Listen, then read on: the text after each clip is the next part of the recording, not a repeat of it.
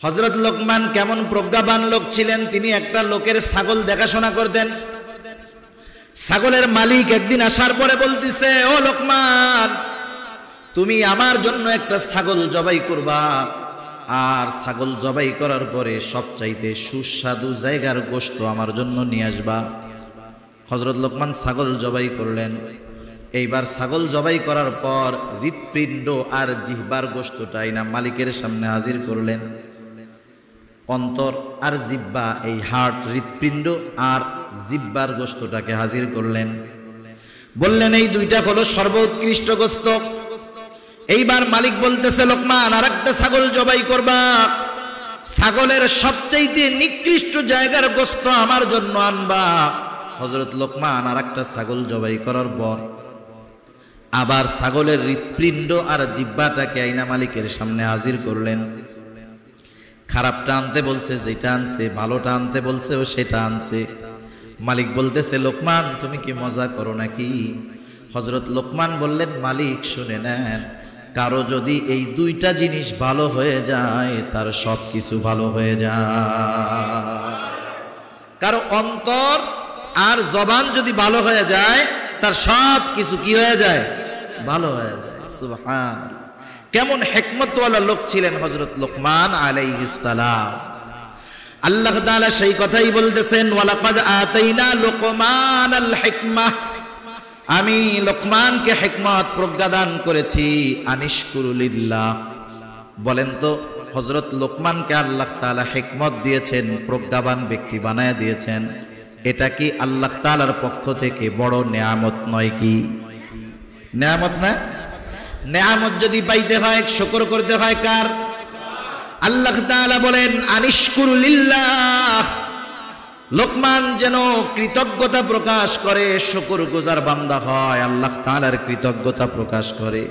আমি তো হযরত লোকমানকে হিকমত প্রদান করেছি যাতে সে শুকরগুজার বান্দা হয়। আর একটা বিষয় এখানে আসে, তার মানে ওই মানুষগুলা জ্ঞানী, ওই মানুষগুলা প্রকৃতপক্ষে প্রজ্ঞাবান, যারা নেয়ামত পাওয়ার পরে শুকরিয়া আদায় করে। আমি আপনাদের খেদমতে পবিত্র কোরআনুল কারীমের প্রসিদ্ধ একটি সূরা, সূরা লোকমান, সূরা লোকমানের দ্বিতীয় রুকুর প্রথম আয়াত আপনাদের খেদমতে তিলাওয়াত করেছি। যদিও একটি আয়াত তিলাওয়াত করেছি, কিন্তু আমার উদ্দেশ্য এই গোটা রুকু নিয়ে আপনাদের সাথে কিছু মুযাকারা করা, কিছু আলোচনা করা। কারণ আল্লাহ সুবহানাহু ওয়া তাআলা সূরা লোকমানের দ্বিতীয় রুকুতে এমন কিছু বিষয় আমাদেরকে জানিয়ে দিয়েছেন, যেগুলা একটা মানুষকে শিষ্টাচারওয়ালা, ভদ্র, সভ্য মানুষে পরিণত করতে পারে। যারা মুরব্বী আছেন এনারা বুঝবেন, একটা সময় মানুষের মধ্যে শিক্ষার হার অনেক বেশি ছিল না, মানুষ অনেক শিক্ষিত ছিল না, অনেক টাকাওয়ালা ছিল না। এই গরিব মানুষ, মূর্খ মানুষগুলার মধ্যে শিষ্টাচার ছিল, নৈতিকতা ছিল, আন্তরিকতা ছিল, আদব ছিল, ঠিক কিনা বলেন?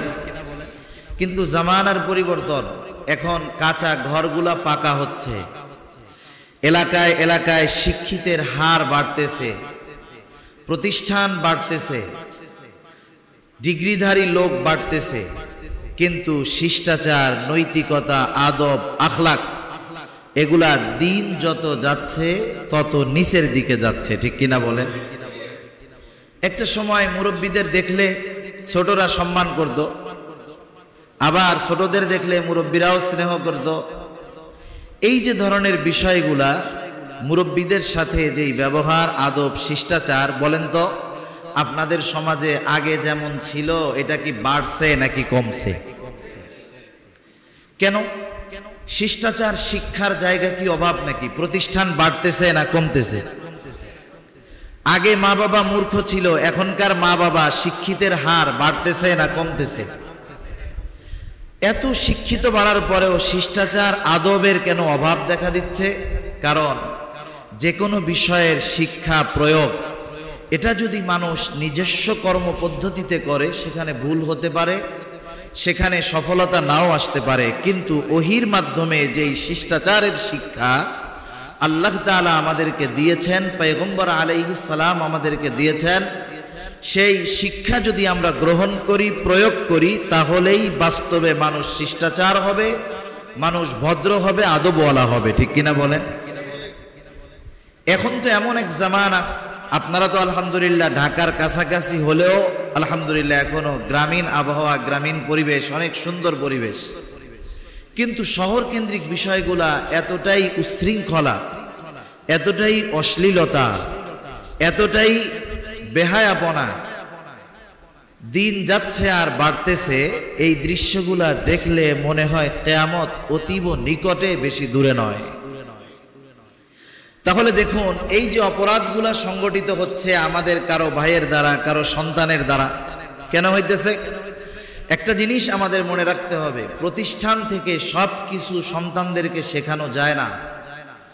প্রত্যেকটা সন্তানের প্রথম শিষ্টাচার, আদব, শিক্ষার জায়গা হলো তার ঘর, তার ঘর।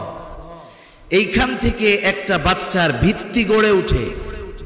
তার ভিত্তিটা যেমন হয়, প্রতিষ্ঠানে গিয়ে ওইটার সামান্য পরিচর্যায় কারোটা ভালো হয়, আর যার ভিত্তি দুর্বল হয়, বাংলাদেশ নয় তামাম দুনিয়ার সবচাইতে ভালো ভালো প্রতিষ্ঠানেও যদি দেওয়া হয়, দেখা যায় তার মধ্যে কোনো পরিবর্ধন নাই, বরং দিন যায় সে আরো খারাপ হয়। হয় কি হয় না বলেন? সেজন্য বোঝা গেল, শিষ্টাচার, আদবওয়ালা সন্তান বা আদবওয়ালা মানুষ যদি গড়তে হয়, তাহলে পরিবারের মানুষের কিছু গুরু দায়িত্ব আছে। আল্লাহ সুবহানাহু ওয়া তাআলা সূরা লোকমানের ২য় রুকুর মধ্যে হযরত লোকমান উনি ওনার সন্তানদেরকে কিছু নসিহত করেছেন, কিছু উপদেশ দিয়েছেন। এই নসিহত উপদেশগুলাই আল্লাহ তাআলা এই রুকুর মধ্যে আমাদেরকে জানায় দিয়েছেন। সুবহানাল্লাহ।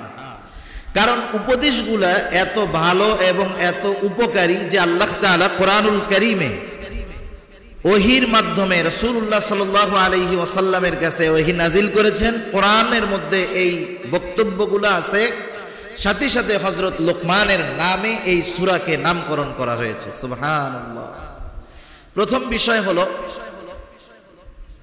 একটা মানুষ তার নিজ এলাকায় যত পরিচিত হোক না কেন, যত সম্মানিত হোক না কেন, এই লোক যদি কোনো অপরিচিত জায়গায় যায়, যেখানে তাকে কেউ চিনে না, সে যত সম্মানিত নিজ এলাকায় হোক না কেন, সে যদি অপরিচিত এলাকায় যায়, তাহলে ওই জায়গায় সাধারণ মানুষের মতোই তার অবস্থা হবে। ঠিক না?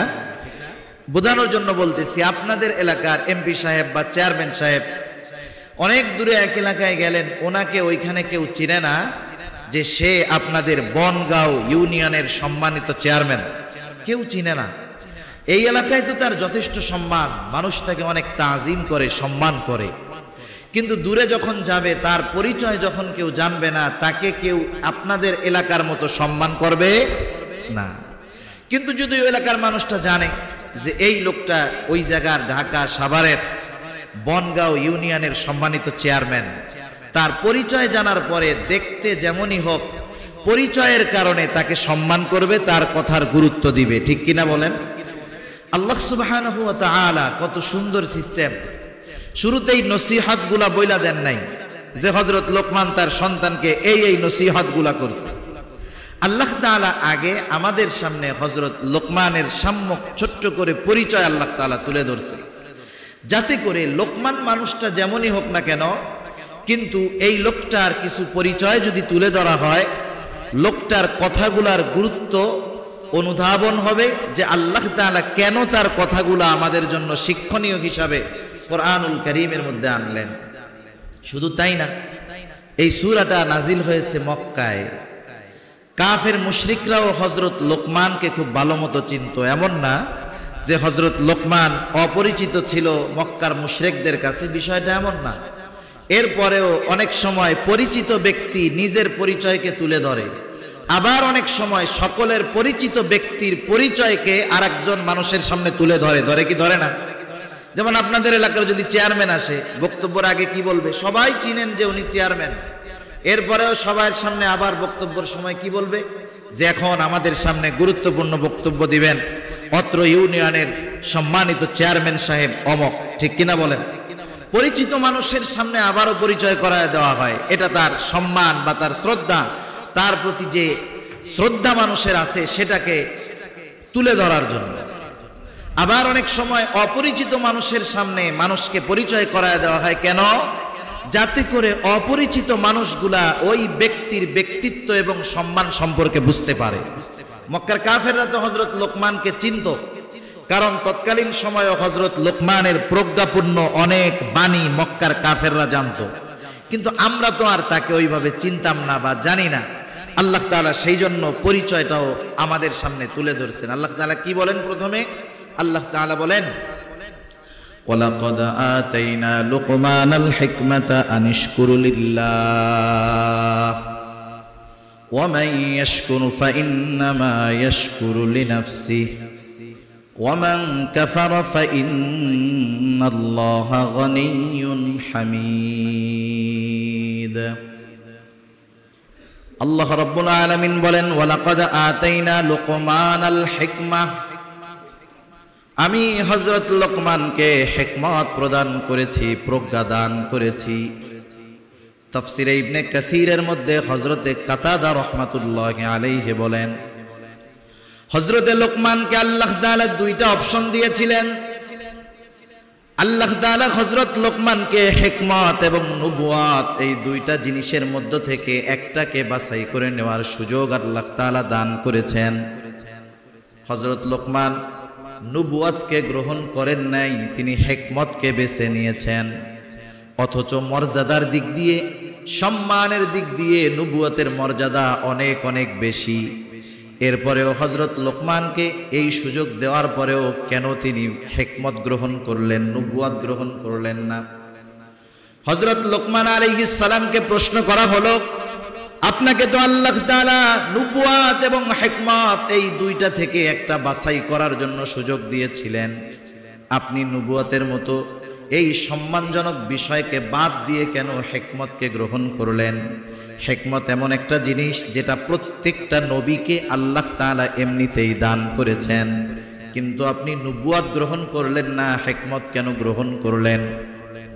হযরত লোকমান জবাব দিলেন, শোনো, আল্লাহ তাআলা যদি আমাকে বাছাই করার সুযোগ না দিয়ে নিজে নিজে আমাকে নবুয়তি দিতেন, তাহলে ওই দায়িত্বের জিম্মাদারি আল্লাহ তাআলার কাছে থাকতো। ওই দায়িত্ব যথাযথভাবে পালন করার সব ব্যবস্থাপনা আল্লাহর তরফ থেকে হতো।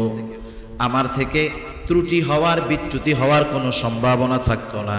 কিন্তু আমি যদি নিজ ইচ্ছায় নবুয়তিকে গ্রহণ করতাম, আর আমার থেকে যদি এই দায়িত্বের কোনো গাফলতি প্রকাশ পাইত, তাহলে এর জবাবদিহিতা আল্লাহ তাআলার সামনে আমাকে দেওয়া লাগতো। এজন্য আমি হিকমতকে গ্রহণ করেছি, আমি নবুয়তকে গ্রহণ করি নাই। মুফাসসিরিনে কেরাম বলেন, হিকমত হলো কি? হযরত লোকমানকে আল্লাহ তাআলা হিকমত দিয়েছেন। কি দিয়েছেন? আল্লাহ তাআলা তাকে দ্বীনের পরিপূর্ণ বুঝ দিয়েছেন। আল্লাহ সুবহানাহু ওয়া তাআলা তাকে স্বপ্নের তাওয়িল দান করেছেন। দ্বীনের পথে চলা, সূক্ষ্ম বিষয় অনুধাবন করার যোগ্যতা আল্লাহ তাআলা হযরত লোকমানকে দিয়ে দিয়েছে। হযরত লোকমান দেখতে কিন্তু অনেক সুন্দর, আমার মতো মোটা সোটা এরকম ছিলেন না। তিনি ছিলেন মিশরের এক প্রান্তে, ইথিওপিয়া, আফ্রিকান লোক। আফ্রিকার লোকগুলাকে আপনারা দেখে থাকবেন, আফ্রিকার লোকগুলা এত কালোর কালো, তাদের চেহারাটা এত কালো, আমাদের কড়াইয়ের কালি যেমন কালো, তাদের চেহারাটা কিন্তু এরকম প্রায় কালো। হযরত লোকমান বেটে ছিলেন, তার ঠোঁটগুলা মোটা ছিল, পাগুলা ছড়ানো ছিল, চুলগুলা কোকড়া ছিল।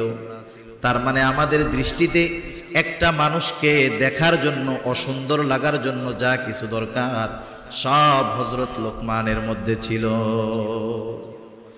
মানুষ দেখতে অসুন্দর হলে বা আমাদের নজরে অসুন্দর লাগলেই যে সে আল্লাহ তাআলার কাছে অসুন্দর, বিষয়টা এমন না। এটা চোখের একটা বিষয়, কিন্তু আল্লাহ তাআলার কাছে সুন্দর অসুন্দর এটা নির্ধারিত হয় অন্তরের মাধ্যমে। এজন্য রাসূলুল্লাহ সাল্লাল্লাহু আলাইহি ওয়াসাল্লাম বলেন, ইন্নাল্লাহা লা ইয়ানজুরু ইলা সুওয়ারিকুম ওয়ালাকিন ইয়ানজুরু ইলা কুলুবিকুম ওয়া আমালিকুম। রাসূল আকরাম সাল্লাল্লাহু আলাইহি ওয়াসাল্লাম বলেন, নিশ্চয়ই আল্লাহ তাআলা কারো সূরত দেখেন না। আল্লাহ তাআলা দেখেন না কে সুন্দর, কার বংশ কত ভালো। আল্লাহ তাআলা দেখেন কার অন্তর কেমন, কার আমলটা কেমন। এজন্য আল্লাহ তাআলার কাছে দামি হওয়ার জন্য সুন্দর হওয়া লাগে না, আল্লাহ তাআলার কাছে দামি হওয়ার জন্য সুস্বাস্থ্যের অধিকারী হওয়া লাগে না। দুনিয়ার ভেতরে এইগুলা তো সম্মানের কারণ হয়, উচ্চ উচ্চ ডিগ্রি সার্টিফিকেট, এইগুলাকে মানুষ আজকে সম্মানের বিষয় মনে করে, কিন্তু আল্লাহ তাআলার কাছে সম্মানিত সে, অধিক সম্মানিত সে। আল্লাহ তাআলা বলেন ইন্না আকরামাকুম ইনদাল্লাহি আতকাকুম। দুনিয়ার মানুষ কাকে সম্মান দিল সেটা ভিন্ন কথা, কিন্তু আল্লাহ তাআলার কাছে অধিক সম্মানিত সে, যার তাকওয়া যেমন তার সম্মান আল্লাহ তাআলার কাছে তেমন। তোমাদের মধ্যে সবচাইতে সম্মানিত কে আল্লাহ তাআলার কাছে? আতকাকুম। তোমাদের মধ্যে যার তাকওয়া সবচাইতে বেশি সে আল্লাহ তাআলার কাছে সবচাইতে বেশি সম্মানিত। সুবহানাল্লাহ। হযরত লোকমান দেখতে সুন্দর ছিলেন না, আফ্রিকান কালো ছিলেন, গোলাম ছিলেন, কিন্তু অনেক দামি মানুষ ছিলেন। চেহারার কারণে, বংশের কারণে, নাকি অন্তরের কারণে? একটু জোরে বলেন না কিসের কারণে? অন্তরের কারণে তিনি এরকম দামি মানুষ ছিলেন। হযরত লোকমানের প্রজ্ঞাপূর্ণ ঘটনা অনেক পাওয়া যায়, অনেক। একটা সময় তো উনি ছাগল চড়াইতেন, রাখাল ছিলেন। একদিন তিনি মানুষের মাঝে বক্তব্য দেওয়ার জন্য উঠলেন, বক্তব্য দেওয়ার জন্য দাঁড়াইছেন। হঠাৎ শ্রোতাদের মধ্য থেকে একজন দাঁড়ায় বলতেছে, লোকমান, আপনি আপনার বক্তব্য দেওয়ার আগে আপনার ব্যাপারে আমি একটা কথা বলতে চাই। আপনি কি সেই লোকমান নাকি যেই লোকমান আমার সাথে অনেক বাগানের পাশে পাশে বাগানে ছাগল চড়ায় বেড়াইতো, ছাগল রাইখা বেড়াইতো? অনেক মানুষ বোঝে না, অনেকে দেখবেন ছাগলের সাথে খারাপ উপমা দেয়, বলে ছাগলে কি নাই কি, পাগলে কি কয়, ছাগলে কি না খায়, পাগলে কি না কয়, ছাগলে কি না খায়, বলে না এরকম? অনেকে ছাগল পাললে এর মানুষ একটু বাঁকা দৃষ্টিতে দেখে, কিন্তু পয়গম্বর আলাইহিস সালাম এই ছাগল পালার দায়িত্ব পালন করছে। সুবহানাল্লাহ। এই কাজটারে কোনো সময় ছোট দেখবেন না। ছাগল যারা লালন পালন করে এদেরকে খারাপ বলবেন না। ওরা যদি একটু নিয়তটা ঠিক করে যে আমার নবীজি তিনিও ছাগল পালছেন, মুসা আলাইহিস সালাম ছাগল পালছেন, রাখছেন না ছাগল? বিয়ার দেন মোহর দিতে গিয়ে ছাগল পালেন নাই, ছাগলের রাখালি করছেন। তাহলে দেখেন এই কাজটা যদি একটু চিন্তা করেন তাহলে ওই কাজটারে ছোট মনে হবে না। সমাজে অনেক মানুষ ছাগল লালন পালন করলে খারাপ মনে করে। হযরত লোকমানকে এবার লোকটা বলতেছে, আপনি কি সেই লোকমান নাকি যেই লোকমান আমার সাথে বাগানের মধ্যে ছাগল চড়াইতো? বলে হ্যাঁ আমি সেই লোকমান। তুমি ঠিকই বলেছো, আমি সেই লোকমান। এখান থেকে একটা শিক্ষণীয় বিষয় আমরা নেই। আপনার আমার সমাজে আজ থেকে 20 বছর আগে একটা মানুষ হয়তো তার পায়ে দেওয়ার মতো জুতা ছিল না, গায়ে দেওয়ার মতো ভালো পোশাক ছিল না। আজকে 20 বছর পরে ভাগ্যের নসিব তার ভালো, ভাগ্যের চাকা ঘুরে গেছে। আজকে অনেক বড় বিল্ডিং এর মালিক, অট্টালিকার মালিক, অনেক জমির মালিক, টাকা পয়সার মালিক। আছে না নেই এমন মানুষ? এইরকম অনেক মানুষ আছে। আপনি যদি তার অতীতের কথা তার সামনে তুলে ধরেন, আপনি যদি তাকে বলেন, ও ভাই আজ থেকে 20 বছর আগে তো তোমার পরিস্থিতি এইটা ছিল, দেখবেন লোকটা আপনার কথার পরে তার চেহারার মধ্যে রাগান্বিত ভাব ফুটে উঠবে। সে তার অতীতের ওই দুর্দশাকে স্বীকার করাটাকে তার লজ্জার কারণ মনে করবে। আছে না অনেক মানুষ? এই লোকগুলা নাশকর বান্দা। এই লোকগুলা কি বান্দা বলেন? নাশকর বান্দা। নাশকর বান্দা যারা, যারা অতীতকে ভুলে যায় তাদের শেষ পরিণতি খারাপ হয়। হযরত মুসা বনি ইসরাইলের জামানায় ওই যে 3টা ব্যক্তি ছিল, একটা ছিল টাকলু, আর একটা চামড়ার রোগ ছিল, আর একটা অন্ধ ছিল। এই 3 জনকে আল্লাহ তাআলা পরীক্ষা করার জন্য ফেরেশতা পাঠাইছেন। একজনরে গরু দিয়েছেন, একজনরে উট দিয়েছেন, আর একজনরে ছাগল দিয়েছেন।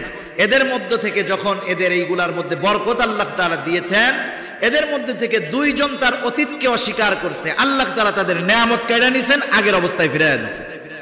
আরেকজন অতীতকে অস্বীকার করে নাই। সে বলছে হ্যাঁ অতীতে আমার কিছুই ছিল না, আল্লাহ তাআলা দয়া করেছেন, একটা ছাগলের মধ্যে বরকত দিয়েছেন, তোমার যতগুলো লাগে তুমি নিয়ে যাও, কোনো অসুবিধা নাই। সে তার অতীতকে ভুলে নাই। সেজন্য যেই মানুষগুলা তার অতীতকে ভুলে না, এ মানুষগুলা আসলে শুকরগুজার বান্দা। আর যারা এখন প্রতিষ্ঠিত হয়ে অতীতকে ভুলে যায়, ওরা না শুকরগুজার বান্দা। হযরত লোকমান কত সম্মানিত মানুষ, উনি কথা ঘুরানো ফেরানোর চেষ্টা করেন না। উনি বলছেন, হ্যাঁ আমি সেই লোকমান যাকে তুমি তোমার সাথে ছাগল চড়াইতে দেখছো। এইবার লোকটা জিজ্ঞাসা করতেছে, লোকমান তাহলে কোন জিনিসের বদৌলতে তুমি আজকে এই সম্মানের অধিকারী হয়ে গেলা? এইবার হযরত লোকমান বলতেছে, শোনো, আমি আল্লাহ তাআলার রহমতে এই পর্যায়ে আসার অন্যতম কারণ হলো 1 নম্বর সত্যবাদিতা, 2 নম্বর অনর্থক কথাবার্তা থেকে বিরত থাকা, আমানতদারিতা রক্ষা করা। এই গুণগুলা অর্জন করার কারণে আল্লাহ সুবহান আমাকে এমন সম্মান দিয়ে দিয়েছে। হযরত লোকমান কেমন প্রজ্ঞাবান লোক ছিলেন, তিনি একটা লোকের ছাগল দেখাশোনা করতেন। ছাগলের মালিক একদিন আসার পরে বলতেছে, ও লোকমান, তুমি আমার জন্য একটা ছাগল জবাই করবা, আর ছাগল জবাই করার পরে সবচাইতে সুস্বাদু জায়গার গোশত আমার জন্য নিয়ে আসবা। হযরত লোকমান ছাগল জবাই করলেন। এইবার ছাগল জবাই করার পর হৃৎপিণ্ড আর জিহ্বার গোশতটাই না মালিকের সামনে হাজির করলেন। অন্তর আর জিহ্বা, এই হার্ট, হৃৎপিণ্ড আর জিহ্বার গোশতটাকে হাজির করলেন। বললেন, এই দুইটা হলো সর্বোৎকৃষ্ট গোশত। এইবার মালিক বলতেছে, লোকমান আর একটা ছাগল জবাই করবা, ছাগলের সবচাইতে নিকৃষ্ট জায়গার গোশত আমার জন্য আনবা। হযরত লোকমান আর একটা ছাগল জবাই করার পর আবার ছাগলের হৃৎপিণ্ড আর জিহ্বাটাকে আইনা মালিকের সামনে হাজির করলেন। খারাপটা আনতে বলছে, যেটা আনছে, ভালোটা আনতে বলছে, ও সেটা আনছে। মালিক বলতেছে, লোকমান তুমি কি মজা করো নাকি? হযরত লোকমান বললেন, মালিক শুনে নেন, কারো যদি এই দুইটা জিনিস ভালো হয়ে যায় তার সব কিছু ভালো হয়ে যায়। কারো অন্তর আর জবান যদি ভালো হয়ে যায় তার সব কিছু কি হয়ে যায়? ভালো হয়ে যায়। সুবহান, কেমন হিকমতওয়ালা লোক ছিলেন হযরত লোকমান আলাইহিস সালাম। আল্লাহ তাআলা সেই কথাই বলতেছেন, ওয়ালাকাদ আতাইনা লুকমানাল হিকমাহ, আমি লোকমানকে হিকমত প্রজ্ঞা দান করেছি। আনিশকুরু লিল্লাহ, বলেন তো হযরত লোকমানকে আল্লাহ তাআলা হিকমত দিয়েছেন, প্রজ্ঞাবান ব্যক্তি বানায় দিয়েছেন, এটা কি আল্লাহ তাআলার পক্ষ থেকে বড় নেয়ামত নয়? কি নেয়ামত না? নেয়ামত যদি পাইতে হয় শুকর করতে হয় কার? আল্লাহ তাআলা বলেন, আনিশকুরু লিল্লাহ, লোকমান যেন কৃতজ্ঞতা প্রকাশ করে, শুকরগুজার বান্দা হয়, আল্লাহ তাআলার কৃতজ্ঞতা প্রকাশ করে। আমি তো হযরত লোকমানকে হিকমত প্রদান করেছি যাতে সে শুকরগুজার বান্দা হয়। আর একটা বিষয় এখানে আসে, তার মানে ওই মানুষগুলা জ্ঞানী, ওই মানুষগুলা প্রকৃতপক্ষে প্রজ্ঞাবান, যারা নেয়ামত পাওয়ার পরে শুকরিয়া আদায় করে। মানুষ যে বুদ্ধিমান, প্রজ্ঞাবান, এগুলা বিভিন্ন মাধ্যমে বোঝা যাইতে পারে। এর একটা মাধ্যম হলো যে মানুষ নেয়ামত পাওয়ার পরে শুকরিয়া আদায় করে। কেউ যদি নেয়ামত পাওয়ার পরে শুকরিয়া আদায় করে, বোঝা যায় যে এই লোকটা একটু বুদ্ধিমান। আর যদি নেয়ামত পাওয়ার পরে শুকরিয়া আদায় না করে, ওর মধ্যে কোনো জ্ঞান বুদ্ধি নাই, ওইটা হলো গবেট। ওইটা কি বলেন? গবেট। আল্লাহ তাআলা বলেন, আমি তাকে হিকমত প্রদান করেছি যাতে সে আল্লাহ তাআলার কৃতজ্ঞতা প্রকাশ করে। এবার আল্লাহ তাআলা বলতেছেন, কৃতজ্ঞতা প্রকাশ করলে লাভ কাদের? বলেন তো, আমরা যদি আল্লাহ তাআলার কৃতজ্ঞতা প্রকাশ করি, লাভ কি আল্লাহ তাআলার নাকি আমাদের? আর একটু জোরে বলেন না, কাদের? আল্লাহ তাআলা সেই কথাই বলেন, ওয়ামাই ইয়াশকুর ফাইন্নামা ইয়াশকুরু লিনাফসিহি। আল্লাহ তাআলা বলেন, যে কৃতজ্ঞতা প্রকাশ করে সে নিজের জন্যই সেটা করে। সারা দুনিয়ার মানুষ, সব মানুষ যদি সম্মিলিতভাবে আল্লাহ তাআলার কৃতজ্ঞতা প্রকাশ না করে, আল্লাহ তাআলার প্রশংসা না করে, তাহলে আল্লাহ তাআলার সম্মান কমে যাবে নাকি? একটুও কমবে? বলেন, একটুও কমবে না। সারা দুনিয়ার মানুষ যদি লাগাতার ভাবে আল্লাহ তাআলার কৃতজ্ঞতা প্রকাশ করে, আল্লাহ তাআলার এই কৃতজ্ঞতা প্রকাশের কারণে, প্রশংসার কারণে আল্লাহ তাআলার সম্মান বাইরে যাবে নাকি? বাড়বে না। বরং কৃতজ্ঞতা প্রকাশ করলে লাভটা আমাদের।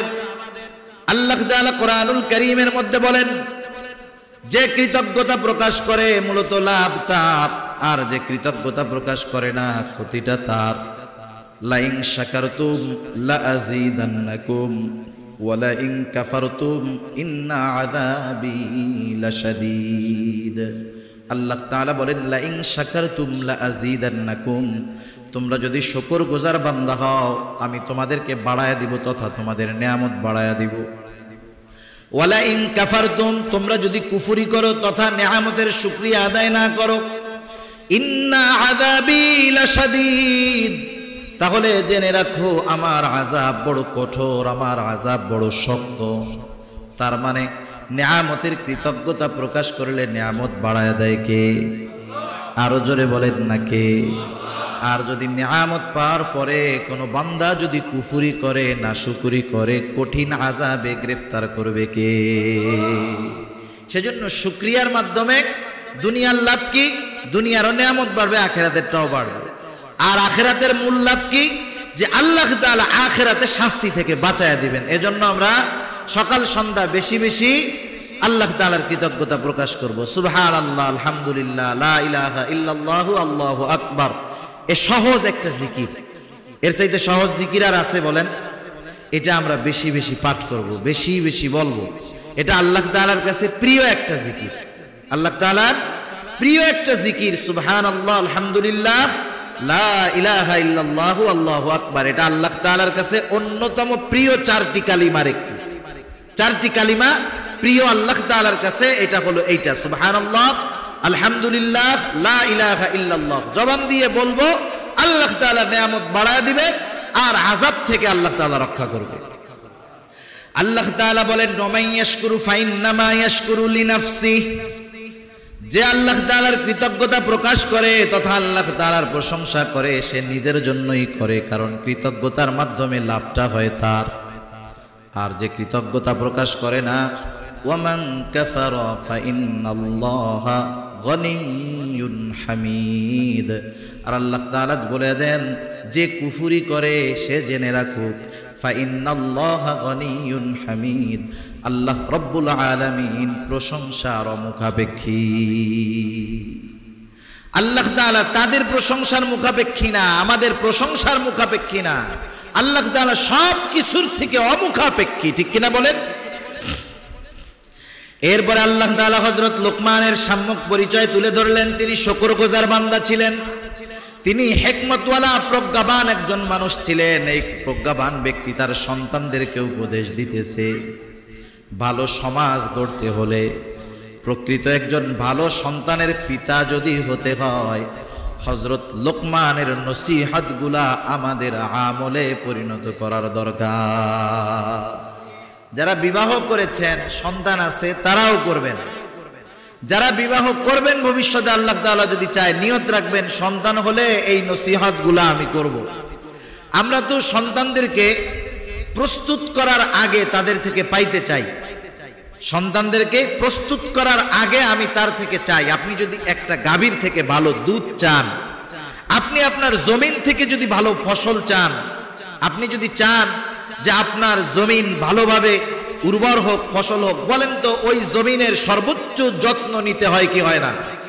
মোহাব্বতের সাথে যত্ন নিতে হয়। আপনি যদি চান আপনার গাভী আপনারে ভালো দুধ দিবে, ওরে যত্ন করতে হয়, ভালো মন্দ খাওয়াইতে হয়, এরপরেই না ও দুধ দেয়, ঠিক কিনা বলেন? আমরা সন্তানদের থেকে ভালো আচরণ চাই। আমরা চাই যে আমার সন্তান দিনদার হোক, আমার সন্তান ভালো একজন মুআদ্দাব ভদ্র আদবওয়ালা হোক। কিন্তু এটা চাই ঠিক, কিন্তু সে আদবওয়ালা কেমনে হবে, সে দিনদার কেমনে হবে, পরহেজগার কেমনে হবে, হওয়ার জন্য যা করার দরকার সেটা আমি করি না। যার কারণে আমাদের সন্তানেরা দিন যাচ্ছে আর এরা ধ্বংসের দিকে অগ্রসর হয়ে যাচ্ছে। সেজন্য সমাজ গঠনে, সামাজিক শান্তির জন্য, রাষ্ট্রীয় শান্তির জন্য, ভালো একটা সমাজের জন্য, ভালো পরিবেশের জন্য হযরত লোকমানের নসিহতগুলা খুবই গুরুত্বপূর্ণ। আমরা কি এইগুলা শুধু শুনবো নাকি আমলের চেষ্টা করব? কারা চেষ্টা করবো আমলের? একটু হাত উঁচা করি তো, লিল্লাহি তাকবীর, মাশাআল্লাহ। হাত নামাই, সজাগ আছেন তো আপনারা? আলহামদুলিল্লাহ। আল্লাহ তাআলা এবার বলতেছেন হযরত লোকমান তার সন্তানকে কি নসিহতগুলা করেছেন। আল্লাহ রাব্বুল আলামিন বলেন وَإِذْ قَالَ لُقْمَانُ لِابْنِهِ وَهُوَ يَعِظُهُ يَا بُنَيَّ لَا تُشْرِكْ بِاللَّهِ إِنَّ الشِّرْكَ لَظُلْمٌ عَظِيمٌ। হযরত লোকমান তার সন্তানকে প্রথমেই তাওহীদের শিক্ষা দিয়েছেন, আল্লাহ তাআলার একত্ববাদের শিক্ষা দিয়েছেন। সর্বপ্রথম হযরত লোকমান তার সন্তানকে আল্লাহ তাআলার পরিচয় প্রদান করেছে। কার পরিচয়? আল্লাহ তাআলার পরিচয় সর্বপ্রথম হযরত লোকমান তার সন্তানকে শিক্ষা দিয়েছে।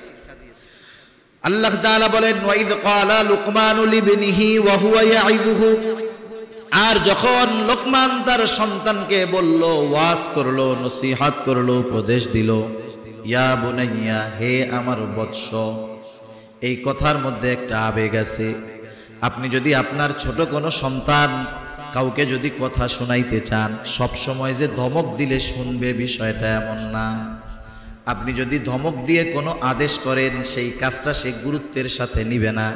কিন্তু যদি আপনি কোনো ছেলেকে, বাচ্চাকে কাছে ডেকে মাথায় হাত দিয়ে আদর করে কোনো উপদেশ করেন, কোনো আদেশ করেন, ওই বাচ্চা ধমক দিলে যতটুকু কথা শুনতো তার চাইতে বেশি গুরুত্বের সাথে আমার আপনার কথা শুনবে। ইয়া বুনাইয়া, এই কথাটার মধ্যে একটা মায়া আছে। কিছু শব্দ আছে এগুলা বইলা বোঝানো যায় না। এগুলা আরবি যারা পড়ে একটু বোঝে, এরা বোঝে যে এই কথার মধ্যে কতটুকু আন্তরিকতা আছে, কতটুকু আবেগ আছে, কতটুকু মোহাব্বত আছে, ভালোবাসা আছে। কথা বোঝেন নাই? কিছু বিষয় আছে ওয়াজ করলে বোঝানো যাবে। মনে করেন আপেল সামনে নিয়ে ওয়াজ করলে বোঝানো যাবে না, বেদানা সামনে নিয়ে ওয়াজ করলে বোঝানো যাবে না যে এটার স্বাদটা কেমন। এটা যে খাইছে তারে ওয়াজ করা লাগবে না, ওয়াজ ছাড়াই সে এটার মজা বুঝতে পারবে, ঠিক কিনা? হযরত লোকমান সন্তানকে আবেগের সাথে, মোহাব্বতের সাথে, ভালোবাসার সাথে ডাক দিয়ে বলতেছেন, ইয়া বুনাইয়া লা তুশরিক বিল্লাহ, হে আমার বৎস, তুমি আল্লাহ তাআলার সাথে শিরিক করো না। কেন করবা না? ইন্নাশ শিরকা লাযুলমুন আযীম, কারণ শিরক হলো মহা অন্যায়, মহা জুলম। প্রত্যেকটা পাপ জুলুম, প্রত্যেকটা পাপ জুলম, কিন্তু শিরক হলো মহা জুলম। কত বড় জুলুম, কত বড় গুনাহ! আল্লাহ তাআলা কোরআনুল কারীমের সূরা নিসার মধ্যে বলেন, আল্লাহ তাআলা বলেন, ইন্নাল্লাহা লা ইয়াগফিরু আন ইউশরাকা বিহি ওয়া ইয়াগফিরু মা দুনা যালিকা লিমান ইয়াশা ওয়া মান ইউশরিক বিল্লাহি ফাকাদ ইফতারা ইসমান আযীমা। আল্লাহ তাআলা বলেন, ইন্নাল্লাহা লা ইয়াগফিরু আন ইউশরাকা বিহি ওয়া ইয়াগফিরু মা দুনা যালিকা লিমান ইয়াশা। শিরিক ছাড়া যত অন্যায় আছে আল্লাহ রাব্বুল আলামিন চাইলে সবগুলা ক্ষমা করে দিবেন, কিন্তু শিরকের গুনাহ আল্লাহ তাআলা তাওবা না করলে ক্ষমা করবে না। একটু চিন্তা করে দেখেন, আল্লাহ তাআলা বলেন, ওয়া মান ইউশরিক বিল্লাহি ফাকাদ ইফতারা ইসমান আযীমা, যে আল্লাহ তাআলার সাথে শিরিক করলো, ফাকাদ ইফতারা ইসমান আযীমা, সে এক মহা অন্যায়ের, মহা পাপের সূচনা করলো। আল্লাহ তাআলার সাথে শিরিক যারা শুরু করছে, এরা এমন এক পাপের শুরু তাদের হয়ে গেছে, কিয়ামত পর্যন্ত ওই শিরকের কাজটা শুরু যে করলো, কিয়ামত পর্যন্ত তার আমলনামায় শিরকের গুনাহগুলো যাইতে থাকবে। যেমন আদম আলাইহিস সালামের যেই সন্তান হত্যা করছে, কিয়ামত পর্যন্ত যত হত্যা হবে সব হত্যার গুনার একটা অংশ তার আমলনামায় যোগ হইতে থাকবে। আল্লাহ তাআলা বলেন, ফাকাদ ইফতারা ইসমান আযীমা, মহা এক পাপের সূচনা সে করলো। আল্লাহ তাআলা সূরা নিসার আরেক জায়গায় বলেন, ইন্নাল্লাহা লা ইয়াগফিরু আন ইউশরাকা বিহি ওয়া ইয়াগফিরু মা দুনা যালিকা লিমান ইয়াশা ওয়া মান ইউশরিক বিল্লাহি ফাকাদ যাল্লা যালালাম বাঈদা। শিরক ছাড়া অন্যান্য গুনাহ আল্লাহ মাফ করে দিবে, আর যে শিরক করলো ফাকাদ যাল্লা যালালাম বাঈদা, সে বিশাল বড় পথভ্রষ্ট হয়ে গেল। আল্লাহ সুবহানাহু ওয়া তাআলা জানায়া দিচ্ছেন, সে বিশাল এক পথভ্রষ্ট মানুষের অন্তর্ভুক্ত সে হয়ে যায়। শুধু তাই না, আল্লাহ তাআলা বলেন, মান ইউশরিক বিল্লাহি ফাকাদ হাররামাল্লাহু আলাইহিমুল জান্নাতা ওয়া মাওয়াহুন নার ওয়া বিসাল মাসির। আল্লাহ তাআলা বলেন মান ইউশরিক বিল্লাহ, যে আল্লাহ তাআলার সাথে শিরিক করে, আল্লাহ তাআলা বলেন ফাকাদ হাররামাল্লাহু আলাইহিল জান্নাহ, তার জন্য জান্নাত হারাম হয়ে যায়। কি হারাম হয়ে যায় জোরে বলেন না? শিরিক যে করে তার জন্য কি হারাম হয়ে যায়? আমার কথা না, আল্লাহ তাআলার কথা। একটু চিন্তা করে দেখেন, এখন এই সময় আমাদের দেশের মুসলমানদের পরে সবচাইতে যারা ধর্মীয় দিক দিয়ে বেশি, তারা হলো হিন্দু সম্প্রদায়ের মানুষ। তাদের সর্ববৃহৎ ধর্মীয় অনুষ্ঠান চলতেছে দুর্গাপূজা, তাই না? কি চলতেছে? আজকে হলো নবমী, কালকে হলো কি দশমী। তাদের সর্ববৃহৎ ধর্মীয় অনুষ্ঠান চলতেছে। স্বাধীন দেশের নাগরিক হিসাবে তারা তাদের ধর্মীয় আচার অনুষ্ঠান পালন করবে, এতে বাধা দেওয়ার অধিকার আমাদেরকে ইসলাম দেয় নাই। তাদের ধর্মীয় কর্মকাণ্ডে বাধা দেওয়ার অধিকার ইসলাম আমাদের দিছে? দেয় নাই। শুধু তাই না, তারা যেই দেবদেবীর উপাস্য করে, উপাস্য হিসাবে যেই দেবদেবী বা মূর্তিগুলাকে গ্রহণ করেছে, তাদেরকে বকাঝকা বা মন্দ কথা বলার অধিকারও ইসলাম আমাদেরকে দেয় নাই, বরং বকাঝকা না দিতে বলা হয়েছে। আল্লাহ তাআলা কোরআনুল কারীমের মধ্যে বলেন ওয়ালা তাসুব্বুল্লাযীনা ইয়াদউনা মিন দুনিল্লাহি ফায়াসুব্বুল্লাহা আদওয়াম বিগাইরি ইলম। আল্লাহ তাআলা বলেন ওয়ালা তাসুব্বুল্লাযীনা ইয়াদউনা মিন দুনিল্লাহ, যারা আল্লাহ ব্যতীত অন্য কিছুকে উপাস্য হিসাবে গ্রহণ করেছে, ওয়ালা তাসুব্বু, তোমরা তাদের ওই উপাস্য এদেরকে তোমরা বকাঝকা দিও না। তোমরা যদি তাদের দেবদেবীদেরকে বকাঝকা দাও, তারা কি করবে? ফায়াসুব্বুল্লাহা আদওয়াম বিগাইরি ইলম, অজ্ঞতার কারণে তারা আল্লাহ তাআলাকে বকা দেওয়া শুরু করবে। সেই জন্য তারা যাদের পূজা করে, তারা যাদেরকে উপাস্য হিসাবে গ্রহণ করেছে, তাদেরকে আমরা বকা দিব না। এই বকা দিতে নিষেধ করছে কে? আর একটু জোরে বলেন না কে? তাহলে বলেন, যেই কোরআন, যেই ইসলাম অন্যান্য ধর্মাবলম্বীদের উপাস্যদেরকে বকা দিতে মানা করে, সেই ইসলাম কখনো এই কথা বলবে নাকি তাদের পূজা মণ্ডপে গিয়া তোমরা মূর্তিগুলা ভাঙা ফেলো? এ কথা বলবে? তারা তাদের ধর্মীয় আচার অনুষ্ঠান পালন করুক, অসুবিধা নাই তো। কিন্তু সমস্যাটা কোথায়? সমস্যা হলো ওই সময় যখন এটাকে সর্বজনীন বলে সবাইকে ওই কাজে অংশগ্রহণ করার জন্য উদ্বুদ্ধ করা হয়, সমস্যা হলো তখন। কথা বুঝেন নাই? আমরা তাদের কাজেও বাধা দেই না, তাদের বিরোধিতাও করি না, তারা তাদের কাজ করুক। কিন্তু আমরা যারা মুমিন, ইসলাম আমাদেরকে এই অধিকার দেয় নাই যে ওই কাজগুলোর সাথে সম্পৃক্ত হবে, আনন্দ উদযাপন করবে, এই অনুমতি বা এই ধরনের সুযোগ ইসলাম আমাদেরকে দেয় নাই। ঠিক কিনা বলেন? সেজন্য এটা আমাদের খেয়াল রাখতে হবে। তার ধর্মীয় আচার অনুষ্ঠান, সে তার ধর্মীয় আচার অনুষ্ঠান পালন করুক। এই জন্য যেই কথাটা আমাদের সমাজে প্রচলিত আছে, ধর্ম যার যার উৎসব সবার, এটা সর্বক্ষেত্রে হতে পারে না। কারণ আমাদের উৎসবের অন্যতম বড় একটি দিন হলো কোরবানির দিন, তাই না? ওই সময় কি আমাদের কোনো হিন্দু আসে নাকি এখানে জবাই করার জন্য? রমাদানের পরে মুসলমানের জন্য সবচাইতে আনন্দের দিন হলো ঈদুল ফিতর।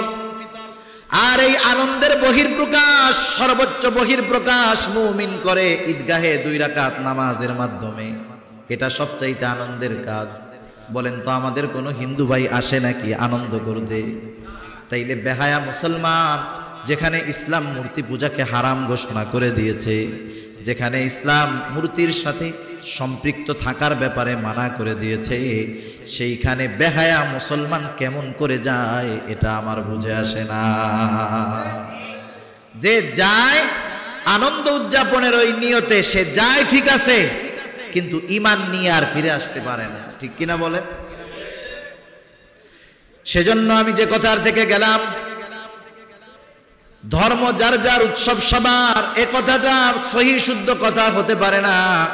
কারণ হিন্দু ধর্মাবলম্বী যারা তাদের ধর্মীয় আচার অনুষ্ঠান পালন করে, ইসলাম এটার কোনো সমর্থন দেয় না। সেজন্য ওটার থেকে আমাদেরকে দূরে সরে থাকতে হবে, ওটার থেকে আমাদেরকে বেঁচে থাকতে হবে। আর ইসলাম এই বিষয়ে আমাদেরকেও সতর্ক করে দিয়েছে যে তাদের দেবদেবীদেরকে বকাঝকাও করা যাবে না, তাদের সাথে অসদাচরণ, খারাপ আচরণ করার সুযোগও ইসলাম আমাদের দেয় না।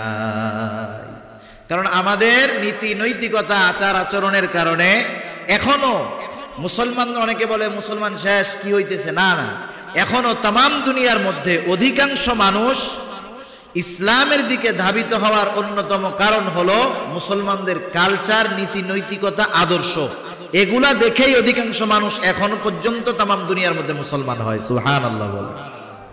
সেজন্য এই বিষয়গুলো আমরা খেয়াল রাখবো। মুমিন হিসাবে আমাদের দাবি, আমরা ওই জায়গায় যাব না। কারণ পরিস্থিতি এমন হয়, পূজা মণ্ডপগুলায় অনেক জায়গায় তো হিন্দুরাই ঠিক মতো মুসলমানের ছেলেদের জন্য ঠিক মতো পূজাই করতে পারে না। তাদের আমলে, তাদের ইবাদতে ব্যাঘাত ঘটানোর দরকার আমাদের নাই, ঈমান খোয়ানোর দরকার আমাদের নাই। এজন্য এই বিষয়গুলো থেকে আমাদের বেঁচে থাকতে হবে। যে কথার থেকে গেলাম যে পৃথিবীতে যেই পাপের সূচনা করে সে সেই পাপের ভাগ কিয়ামত পর্যন্ত তার আমলনামায় যাইতে থাকবে। যাই হোক, আল্লাহ তাআলা বলতেছেন, ওয়ামান ইউশরিক বিল্লাহি ফাকাদ হারামাল্লাহু আলাইহিল জান্নাহ ওয়া মাওয়াহুন নার ওয়া বিসাল মাসির। আল্লাহ তাআলা বলেন, যারা শিরিক করে, শিরক, ফাকাদ হারামাল্লাহু আলাইহিল জান্নাহ, তাদের জন্য আল্লাহ তাআলা জান্নাতকে হারাম করে দিয়েছেন। শুধু তাই না, ফাকাদ হারামাল্লাহু আলাইহিল জান্নাহ ওয়া মাওয়াহুন নার, জান্নাতে তার অবস্থান নাই, তার আবাসস্থল হবে নার তথা জাহান্নাম। আল্লাহ তাআলা বলেন, ওয়া বিসাল মাসির, ওটা কতই না নিকৃষ্ট আবাসস্থল। আল্লাহ আমাদের হেফাজত করুক, জোরে বলি আমিন। এরপরে আল্লাহ তাআলা এক জায়গায় বলেন, ওয়ামান ইউশরিক বিল্লাহি ফাকাআন্নামা খাররা মিনাস সামাই ফাতাখতাফুহু আত-তায়রু আও তাহওয়ি বিহির রিহু ফি মাকানিন সাহিক। আল্লাহ তাআলা এই জায়গায় একটা উপমা দিয়েছেন, উদাহরণ দিয়েছেন। যারা শিরিক করে তাদের উপমাটা কেমন জানি। তাদেরকে আকাশ থেকে ছুঁড়ে ফেলা হলো, আকাশ থেকে ছুঁড়ে ফেলা হলো, একটা পাখি তাদেরকে ছো মেরে নিয়ে গেল, অথবা তাকে প্রচন্ড রকমের বাতাস এক জায়গার দিকে সরায় নিয়ে চলে গেল, গন্তব্যহীন অবস্থায় তাকে নিয়ে গেল, তার ধ্বংস হয়ে গেল। এই জন্য কোনো ব্যক্তি যদি শিরিক করে তার ঈমান বরবাদ হয়ে যায়, তার আমল বরবাদ হয়ে যায়। শুধু তাই না, তার দুনিয়া আখেরাত উভয়টা বরবাদ হয়ে যায়। তাহলে যেই কর্মের কারণে দুনিয়া আখেরাত শেষ, সেই কর্মের জঘন্যতা আমাদের সন্তানদেরকে জানানোর দরকার আছে না নাই? জোরে বলেন, আছে না নাই?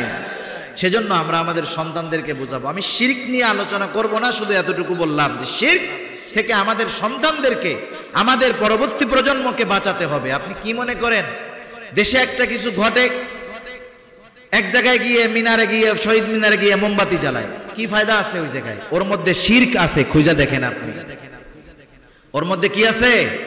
শিরক আছে। মোমবাতি জ্বালানোর মধ্যে কোনো কল্যাণ নাই, ওখানে অপচয় আছে। যদি কেউ ওই মোমবাতির কাছে কল্যাণ কামনা করে, নিঃসন্দেহে শিরক, ঠিক কিনা বলেন? মাজারে যাইতেছে, পীরের দরবারে যাচ্ছে, আহলে হক পীর বাংলাদেশে আলহামদুলিল্লাহ অনেক আছে, তাদের কথা ভিন্ন। কিন্তু অনেক পীরের দরবারে গিয়ে ঈমান হারা হয়ে আসতেছে। শাহজালাল শাহ পরান রহমাতুল্লাহি আলাইহি এদের মাজারে কবরে গিয়ে ঈমান হারা হয়ে আসতেছে। এইরকম অনেক মানুষ মুমিন পরিচয়ে সমাজের মধ্যে বসবাস করতেছে, কিন্তু শিরকের কারণে সে কোন সময় ঈমান হারা হয়ে গেছে সে নিজেও জানে না। সে যদি শিরক মুক্ত জিন্দেগি অতিবাহিত করতে পারত, আর সে যদি আমলের দিক দিয়েও কমতি হতো, আল্লাহ তাআলা তাকে মাফ করে দিত। সম্ভবত তাফসীরে রুহুল মাআনির মধ্যে এই কথাটা আসছে যে এক ব্যক্তি আল্লাহ তাআলার সামনে উপস্থিত হবে, তার সারা জিন্দেগিতে কোনো আমল নাই। আল্লাহ রাব্বুল আলামিন তাকে বলবে, যা তোরে আমি মাফ করে দিলাম, জান্নাতে চলে যা। লোকটা বলবে, আল্লাহ কোন আমলের কারণে আমাকে আপনি জান্নাত দিলেন? গোটা জিন্দেগিতে তো আমার কোনো আমল নাই, গুনার কোনো অভাব নাই। আল্লাহ তাআলা তখন বলবে, তুমি গুনাহ করেছো ঠিক, ইবাদত করো নাই, কিন্তু তুমি কখনো আমি আল্লাহ তাআলার সাথে শিরিক করো নাই, এই কারণে আমি আল্লাহ তোমারে মাফ করে জান্নাত দিয়ে দিলাম। সুবহানাল্লাহ। সেজন্য শিরক থেকে নিজে বাঁচতে হবে, শিরক থেকে আপনার সন্তানকে বাঁচাতে হবে। এরপরের যেই নসিহতটা, এটা হযরত লোকমানের নসিহত না, এটা আল্লাহ তাআলার নসিহত। আমি এটা একটু পরে বলবো, আগে হযরত লোকমানের নসিহতগুলো আমরা একটু আলোচনা করি, এরপরে আল্লাহ তাআলা কি নসিহত করছে একটা ওইটা শুনবো ইনশাআল্লাহ। কষ্ট হচ্ছে না তো আপনাদের?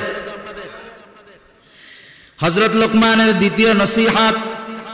হযরত লোকমান এবার তার সন্তানকে ডেকে বলতেছেন, ইয়া বুনাইয়া ইন্নাহা ইন তাকু মিসকালা হাববাতিন মিন খারদালিন ফাতাকুম ফি সখরাতিন আও ফিস সামাওয়াতি আও ফিল আরদি ইয়াতি বিহাল্লাহ ইন্নাল্লাহা লাতীফুন খাবীর। আল্লাহ তাআলা কতটা সূক্ষ্মদর্শী, কতটা সূক্ষ্ম খবর আল্লাহ তাআলার কাছে আছে, চিন্তা করার বিষয়। আমাদের মাথার মধ্যে এটা ধরবেও না যে আল্লাহ তাআলা কত সূক্ষ্ম। প্রথম হযরত লোকমান কি বলছে? সন্তান শিরিক কইরো না, শিরিকটা মহা অন্যায়, মহা অন্যায় সহ যত অন্যায় করি না কেন, যেখানে করি না কেন, রাতের আধারে করি, দিনের আলোতে করি, লোক চক্ষুর অন্তরালে করি, যে জায়গায় যায় করা হোক না কেন, আমাকে আপনাকে 24 ঘন্টা পর্যবেক্ষণে রাখছেন কে? আল্লাহ তাআলা কতটা সূক্ষ্মদর্শী। আল্লাহ তাআলা বলেন, ওয়ালাকাদ খলাকনাল ইনসানা ওয়া না'লামু মা তুওয়াসওয়িসু বিহি নাফসুহু ওয়া নাহনু আকরাবু ইলাইহি মিন হাবলিল ওয়ারিদ।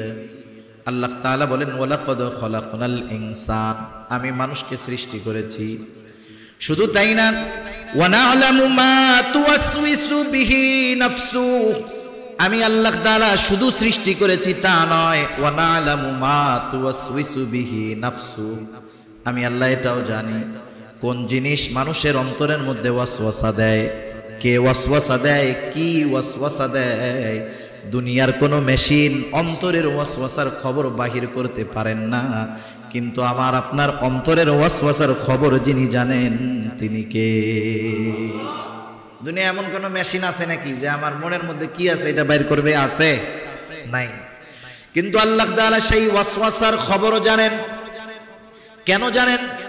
আল্লাহ তাআলা বলেন, ওয়া নাহনু আকরাবু ইলাইহি মিন হাবলিল ওয়ারিদ। আল্লাহ তাআলা বলেন, ও আমার গোলাম, ওয়া নাহনু আকরাবু ইলাইহি মিন হাবলিল ওয়ারিদ, কারণ আমি মানুষের যেই শাহরগ আছে, আমি আল্লাহ তার শাহরগের চাইতেও অধিক নিকটে। এতটা পর্যবেক্ষণ আল্লাহ তাআলা প্রত্যেকটা মাখলুককে করেন। মাইক্রোসেকেন্ড সময়ও আমরা আল্লাহ তাআলার তদারকের বাহিরে নয়, সর্বক্ষণ আমাদেরকে দেখতেছে কে? আমাদের সব কর্মগুলা পর্যবেক্ষণ কে করতেছে বলেন তো? আচ্ছা, একজনকে যদি একটা দায়িত্ব দেওয়া হয়, যে মসজিদের একটা কাজের দায়িত্ব দেওয়া হইলো, ওই কর্নারে একটা সিসি ক্যামেরা লাগায় দেওয়া আছে, আর বলা হইলো তুমি যে কাজ করতেছো আমি কিন্তু ঢাকা যাইতেছি, মোবাইলে বৈশা বৈশা কিন্তু আমি সব দেখবো। বলেন তো, ওই সিসি ক্যামেরাটা থাকার কারণে এই জায়গায় যেই লোকটাকে যেই দায়িত্ব দেওয়া হবে, ওই সিসি ক্যামেরার ভয়ে সে দায়িত্ব ঠিকমতো পালন করবে কি করবে না? এমন কোনো কাজ করবে না যাতে জবাবদিহিতার সম্মুখীন হতে হয়। সে কাজগুলা ভালো মতো করবে, সাজালো গোছালো ভাবে করবে, উল্টাপাল্টা কথা কাজ কোনো কিছুই সে করবে না। তার ভয় কি বলেন তো? CC camera. এই ক্যামেরার একটা লেন্সরে আমরা কি ভয় পাই, অথচ আল্লাহ তাআলা আমাদের ব্যাপারে কেমন খবর রাখেন একটু শোনেন। সন্তানকে হযরত লোকমান এবার বলতেছে, কারণ সন্তানের মধ্যে হযরত লোকমান যেই নসিহতটা করেছেন, এই ফিকির, এই চিন্তা, এই দর্শন যদি সন্তানের মাথার মধ্যে ঢুকায় দেওয়া যায়, তাহলে সন্তানের চরিত্র বাবার সামনে মায়ের সামনে যেমন হবে, রাতের আধারে দরজাবদ্ধ ঘরের মধ্যে ওই সন্তানের চরিত্রটা একই হয়ে যাবে। আমাদের সন্তান ভাই বেরাদার, এদের ক্যারেক্টার আমাদের সামনে একরকম, পেছনে গেলে আর একরকম। হযরত লোকমান এবার সন্তানকে বলতেছে, ইয়া বুনাইয়া ইন্নাহা ইন তাকু মিসকালা হাববাতিন মিন খারদালিন ফাতাকুন ফি সখরাতিন আও ফিস সামাওয়াতি। বলতেছে হে আমার বৎস, ইয়া বুনাইয়া, হে আমার সন্তান, ইন্নাহা ইন তাকু মিসকালা হাববাতিন মিন খারদাল। ইন্নাহা, এখানে দুইটা জিনিস হতে পারে। মুফাসসিরিনে কেরাম বলেন ইন্নাহার মারজা যদি, উদ্দেশ্য যদি কোনো পাপের কাজ হয়, আর একটা হলো যে কোনো আমল হতে পারে, ভালো হোক চাই মন্দ হোক। কোন কোন মুফাসসির বলেন এটার দ্বারা সর্বপ্রকারের আমল উদ্দেশ্য, ভালো হোক আর মন্দ হোক। হযরত লোকমান বলতেছে ও আমার বৎস, তোমার আমলটা তথা তোমার ভালো আমল হোক আর মন্দ আমল হোক, ইন তাকু মিসকালা হাববাতিন মিন খারদাল, তোমার কাজটা, তোমার আমলটা যদি একটা সরিষা দানা পরিমাণও হয়। কিসের পরিমাণ বলেন? সরিষা দানা পরিমাণ। শুধু তাই না, ওই আমলটা যদি তুমি মিন খারদালিন ফাতাকুম ফি সখরাতিন আও ফিস সামাওয়াতি আও ফিল আরদি ইয়াতি বিহাল্লাহ, ওই সরিষা দানা পরিমাণ আমলটা যদি তুমি জমিনের তলেও করো, 7 তবক জমিনের নিচেও যদি করো, শুধু তাই না, ওই আমলটা যদি তুমি এমন পাথরের মধ্যে করো যেই পাথরের কোনো দরজা নাই, জানালা নাই, চতুর্দিক দিয়ে আটকানো, ওই রকম কোনো পাথরের মধ্যেও যদি তুমি কোনো সরিষা দানা পরিমাণ আমল করো, কোনো আমল যদি এমন জায়গায় করো, আসমানের উপরেও করো, আল্লাহ তাআলা কি করবেন? হযরত লোকমান তার সন্তানকে বলেন ইয়াতি বিহাল্লাহ, ওই আমলটাকেও আল্লাহ তাআলা হাজির করবে।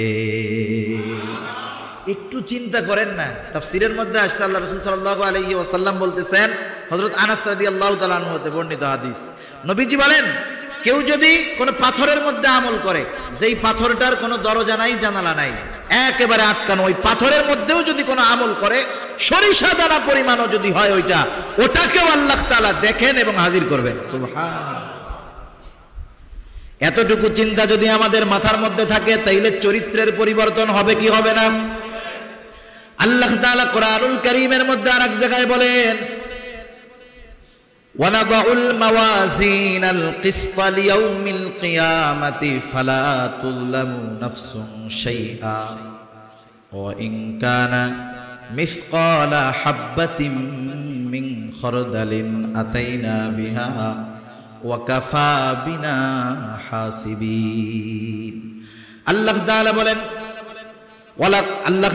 বলেন আমি কিয়ামতের দিন ইনসাফের আদালত কায়েম করব, ন্যায় বিচারের আদালত আমি আল্লাহ কায়েম করব।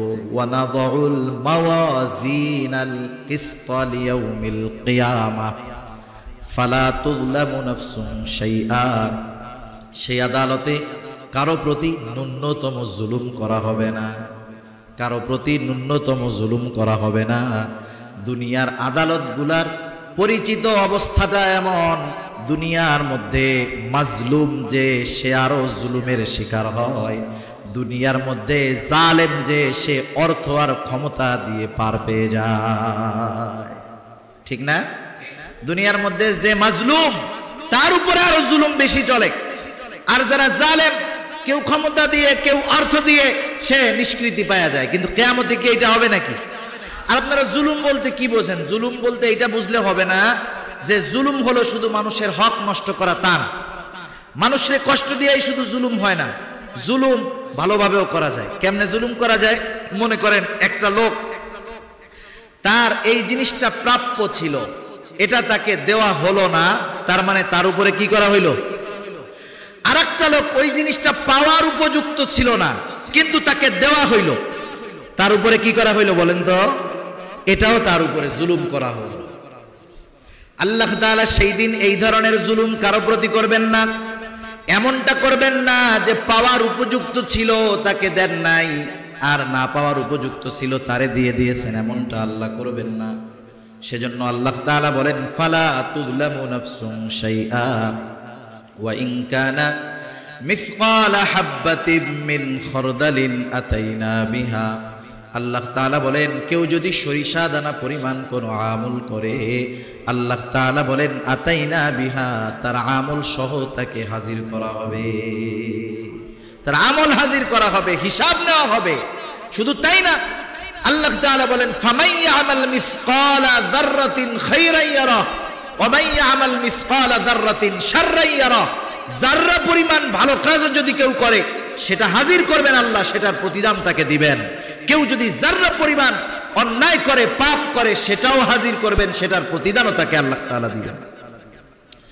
সেজন্য আল্লাহ তাআলা কতটা সূক্ষ্মদর্শী, হযরত লোকমান তার সন্তানকে বলতেছে আমার বৎস, তোমার কোনো আমল সেটা যদি সরিষা দানা পরিমাণও হয়, সেটা যদি পাথরের মধ্যেও থাকে, জমিনের মধ্যেও থাকে, আসমানের মধ্যেও থাকে, আল্লাহ তাআলা হাজির করবে। শুধু তাই না, আল্লাহ তাআলা কেন হাজির করবে? ইন্নাল্লাহা লাতীফুন খাবীর। কারণ আল্লাহ তাআলা হলেন সূক্ষ্মদর্শী, সূক্ষ্মদর্শী, সাথে সাথে সব খবর আছে কার কাছে? জোরে বলেন। সূক্ষ্ম থেকে সূক্ষ্মাতীত সব খবর আল্লাহ তাআলার কাছে আছে। সেজন্য আমার বৎস, তুমি লোকচক্ষুর অন্তরালেও পাপ করলে আল্লাহ জানবে, সরিষা দানা পরিমাণ পাপ করলেও আল্লাহ তাআলা জানবে, অন্ধকারে পাপ করলেও জানবে, যাররা পরিমাণ পাপও যদি করো জানবে। সুতরাং যেহেতু আল্লাহ তাআলা সবকিছুর খবর রাখেন, জানেন, বৎস তুমি কখনো পাপের সাথে জড়ায়ও না। এরপরে হযরত লোকমান তার সন্তানকে নসিহত করতেছে, ইয়া বুনাইয়া আকিমিস সালাহ, ইয়া বুনাইয়া আকিমিস সালাহ। হযরত লোকমান সন্তানকে নসিহত করতেছে, সন্তান নামাজ কায়েম করো। হাদিসের মধ্যে আসছে, আবু দাউদের হাদিস, তোমরা তোমাদের সন্তানদের বয়স যখন 7 বছর হয় নামাজের জন্য তাদেরকে তাগিদ দাও, আর বয়স যখন 10 বছর হবে নামাজের জন্য প্রহার করবা, আর বিছানাটা আলাদা করে দিবা। সন্তানদেরকে 7 বছর বয়স হইতেই নামাজের জন্য কি করতে হবে? তাগিদ দিতে হবে। 10 বছর বয়সে নামাজ না পড়লে এটাকে প্রহার করতে হবে। একটু চিন্তা করে দেখেন, আমরা কয়জন অভিভাবক আছি যে আমার সন্তান, যাদের সন্তান নামাজ পড়ে না, অনেক অভিযোগ অনুযোগ ইমামদের কাছে আপনারা দেন। আপনাদেরকে যদি প্রশ্ন করা হয় যে আপনার সন্তানকে আপনি কি 7 বছর থেকে নামাজের তাগিদ দিয়েছেন? নামাজ না পড়লে 10 বছর বয়সে কি পিটানি দিয়েছেন? আপনি একটু নিজের হিসাবের সাথে মিলায় দেখবেন যে এই আমল আপনি আমি করি নাই, যার কারণে সন্তান নামাজি হয় নাই। ঠিক কিনা বলেন?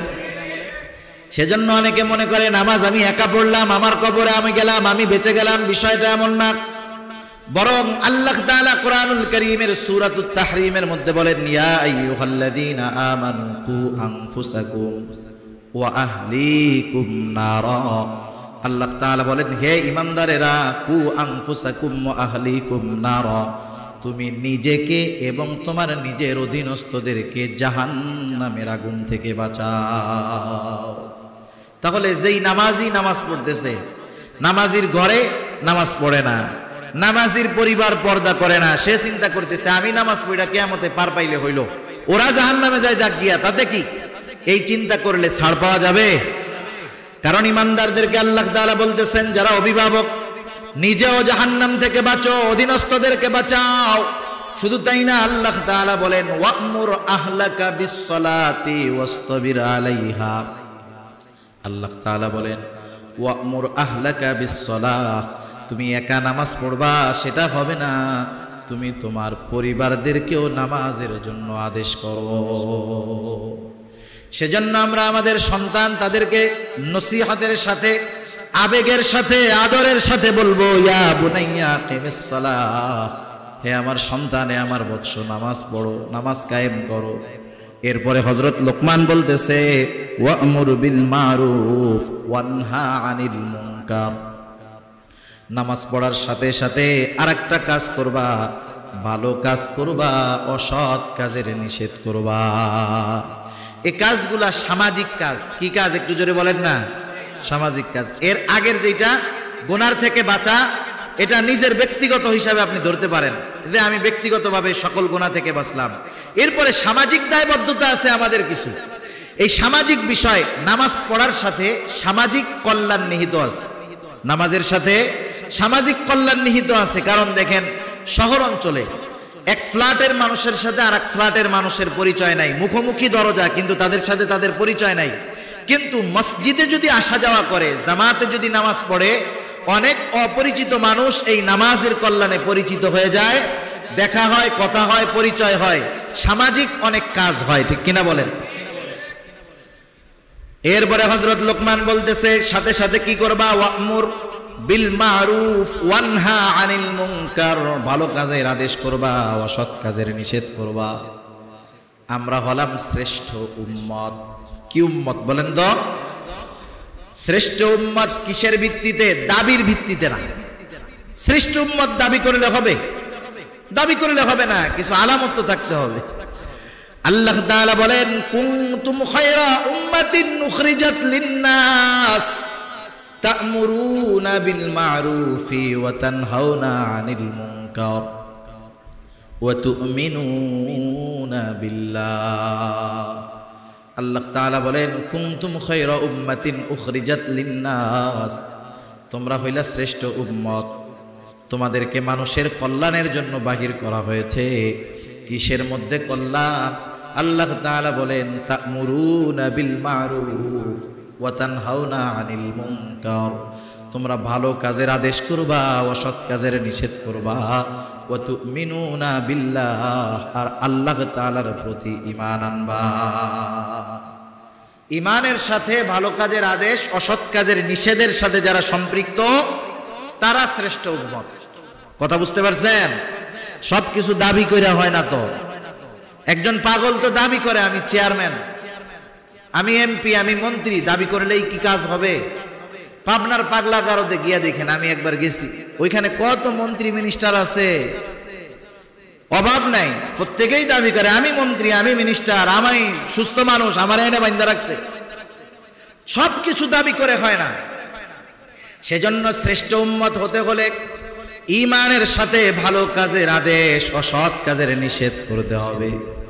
এখন কথা হলো, ভালো কাজের আদেশ, অসৎ কাজের নিষেধ সব জায়গায় যদি করতে যাই, বিপদ আছে না নাই? সেজন্য নবীজি একটা স্তর দিয়ে দিয়েছেন। ভালো কাজের আদেশ, অসৎ কাজের নিষেধের সাথে প্রত্যেকটা মানুষকে সম্পৃক্ত থাকতে হবে, কম আর বেশি। এজন্য নবীজি এক হাদিসের মধ্যে বলেন, মান রাআ মিনকুম মুনকারান ফালইউগাইরহু বিয়াদিহি ফাইল্লাম তাস্তাতি' ফাবিলিসানিহি ফাইল্লাম তাস্তাতি' ফাবিকলবিহি ওয়া যালিকা আযআফুল ঈমান। একটু খেয়াল দিয়ে শুনবেন এটা। নবীজি কি বলতেছেন? মান রাআ মিনকুম মুনকারান ফালইউগাইরহু বিয়াদিহি, তোমাদের মধ্যে যখন কেউ কোনো অন্যায় মন্দ কাজ দেখবে, মান রাআ মিনকুম মুনকারা, সে কি করবে? ফালইউগাইরহু বিয়াদিহি, সে তার হাত দ্বারা ওই কাজটাকে ঘুরায়া দিবে। শুধু থামায়া দিবে না, কি করবে? ঘুরায়া দিবে। খারাপ কাজ আছে, মন্দ কাজ চালু করবে। এক জায়গায় গুনাহ হইতেছে, ওই জায়গায় ভালো কাজ করবে, ভালো কাজ চালু করে দিবে। হইতেছে যাত্রা অনুষ্ঠান, গানের অনুষ্ঠান, ওইটা ওইখানে বাদ দিয়া ওইখানে দিনই কোনো বিষয় সে চালু করে দিবে, মক্তব বানায় দিবে, মাদ্রাসা বানায় দিবে। বছরে গান বাজনা হইতো, ওই জায়গায় ওয়াজ মাহফিল এগুলা চালু করে দিবে। মানে মন্দটা শুধু স্টপ করে দিবে তা না, ওইটারে বন্ধ কইরা ওই কাজটাকে ঘুরাইয়া ভালো কাজের দিকে সে ফিরাইয়া নিয়ে যাবে। বলেন, সমাজে কি এই পাওয়ার সবার আছে নাকি? এই পাওয়ার তো সবার নাই। অনেক মানুষ আছে এই কাজ করতে গেলে তার জান চলে যাওয়ার আশঙ্কা আছে। সেজন্য নবীজি বলতেছেন, যাদের ক্ষমতা আছে কাজটাকে থামায়া দিবে, ঘুরায়া দিবে, পরিবর্তন করে দিবে। এখন যদি তার এই ক্ষমতা না থাকে, বাধা দিতে গেলে, ওই কাজটাকে বন্ধ করতে গেলে জীবন নাশের আশঙ্কা। নবীজি বলেন, ফাইল্লাম তাস্তাতি' ফাবিলিসানি, তাহলে সে তার জবানের দ্বারা ওই কাজের প্রতিবাদ, বিরোধিতা করবে।